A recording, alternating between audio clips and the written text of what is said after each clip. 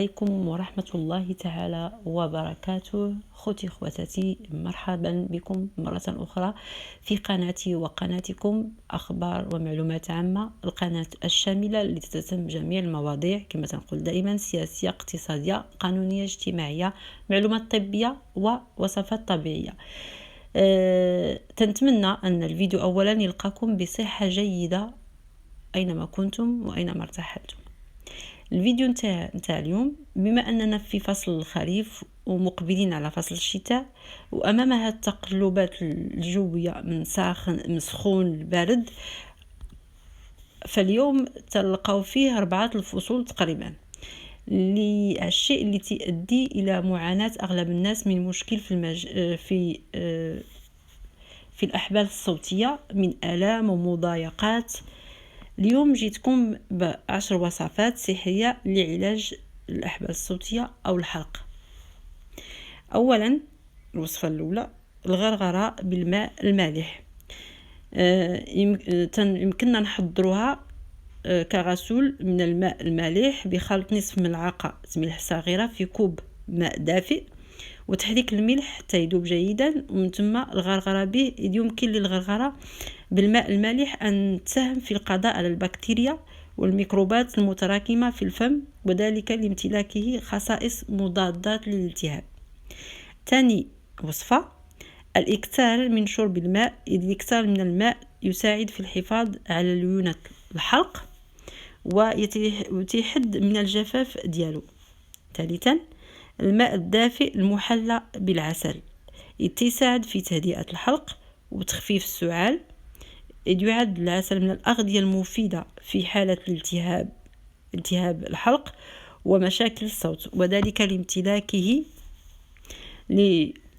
لمضادات البكتيريا ومضادات الالتهاب، فهو تيغلف الحلق وتقلل التهيج، بالإضافة إلى الحد من الإفرازات المخاطية. رابعا، شرب الزنجبيل، وهو يستخدم بعدة طرق. فعلى سبيل المثال يمكن نضيف جذور الزنجبيل إلى العصائر أو نضيفوه إلى الماء المغلى والشرب ديالو. فالزنجبيل يمتلك خصائص مضادة للالتهاب والأكسدة، وذلك تساعد على تخفيف التهيج والسعال الجاف المرافق بالالتهاب الحنجرة والحلق. خامس وصفة تتعلق بالحليب وعشبة فليو. هذه العشبة تتواجد بالمناطق الجبلية، خصوصا في مناطق الأطلس بالمغرب. تنضيف كمية من فليو إلى الحليب وتنوضعه فوق النار تيسخن، ومن بعد تنضيف ليه ملعقة من عسل ويشرب قبل النوم. سادس وصفة: أوراق السلمية.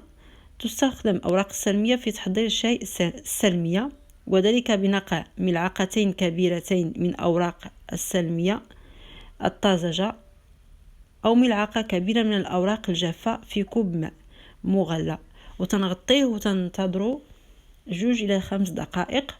ولكن السلمية لا تغلى، لأن ذلك تقلل من الزيوت الطيارة المفيدة اللي فيها.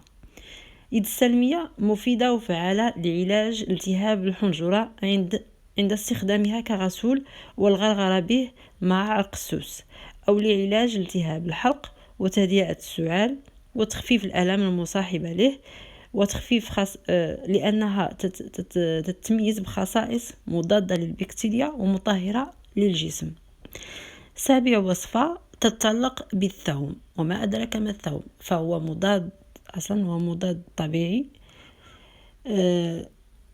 يمكن تداول الثوم طازج، إلا أنه علاش تيهربوا منه بزاف الناس نظرا للرائحة ديالو، داكشي علاش هو وصفة طبيعية تفيد في كل شيء. يمكن تناولوا طازج كما هو من خلال تقطيعه والبلع ديالو مباشرة، ويمكن نستخدمه كغسول للغرغرة من خلال إضافة بضع قطرات من زيت الثوم إلى نصف كوب من الماء الدافئ. فالثوم مضاد للبكتيريا والفيروسات، وبالتالي يحد من الالتهاب ويقلل من الألم. 8 وصفة: الليمون والعسل.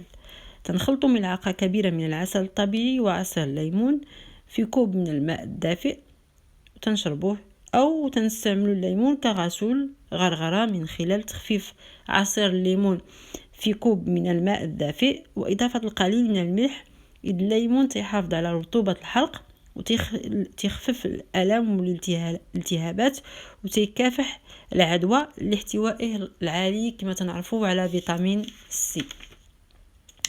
تاسع وصفة هو الزعتر. يمكن نحضروا شراب الزعتر من خلال إضافة كمية مناسبة من أغصان الزعتر الطازج إلى الماء المغلي ونقعوه مدة 5 دقائق تقريبا، ثم نصفيه ونشربوه. إذ الزعتر من النباتات العشبية كذلك لتتمتلك خصائص مضادة للبكتيريا، بالإضافة إلى أنه غني بمضادات الأكسدة، وبالتالي تساعد على علاج الكحة وتخفيف آلام الحلق. 10 وصفة وهي عرق السوس. يمكن نستخدموا عرق السوس بوضع ملعقة في وعاء وإضافة ماء مغلي فوقها وشرب الخليط.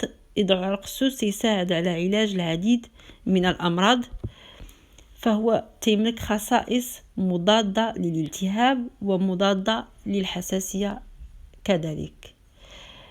إلى هنا تنوصل لنهاية الفيديو. تنتمنى أن الكل يكون بصحة جيدة وأنه يحتاط مع هذا الجو، لأن خصنا نقيو راسنا من هذه التقلبات الجوية اللي ما بقيناش عارفين شنو نلبسوا فيها، ولكن نحاولوا نتماشوا معها. إلى فيديو آخر إن شاء الله. أتمنى لكم الصحة والعافية، والسلام عليكم ورحمة الله تعالى وبركاته.